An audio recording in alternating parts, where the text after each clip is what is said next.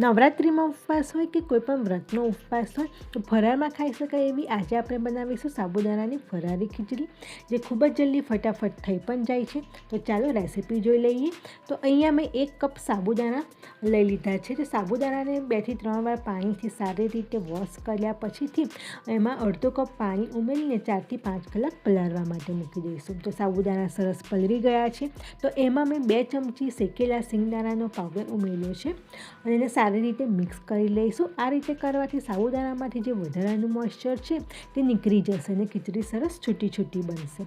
તો હવે એક પેનમાં મેં 4 ચમચી તેલ લઈ લીધું છે અને એમાં જીરું ઉમેરીશું અને 4 લીલા મરચાં ઝીણા સમારીને લઈ લીધા છે અને મીઠા લીમડાના પાન પણ ઉમેરીશું. તો બસ બધું સારી રીતે શેકાઈ જાય એટલે એમાં એક મીડિયમ સાઇઝનો બટાકો બાફીને સમારીને લઈ લીધો છે.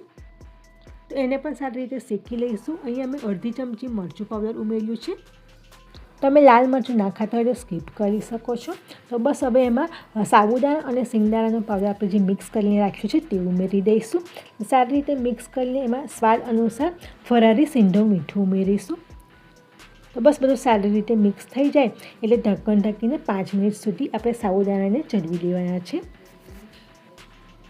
5 મિનિટ પછી જોઈ લઈશું તો સાબુદાણાનો કલર સરસ ચેન્જ થઈ ગયો છે અને સાબુદાણા સરસ ચડી પણ ગયા છે.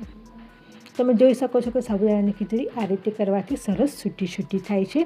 તો બસ તૈયાર છે સાબુદાણાની ખીચડી. એમાં થોડા કોથમીર ઉમેરીશું અને એક સર્વિંગ પ્લેટમાં સર્વ કરીએ.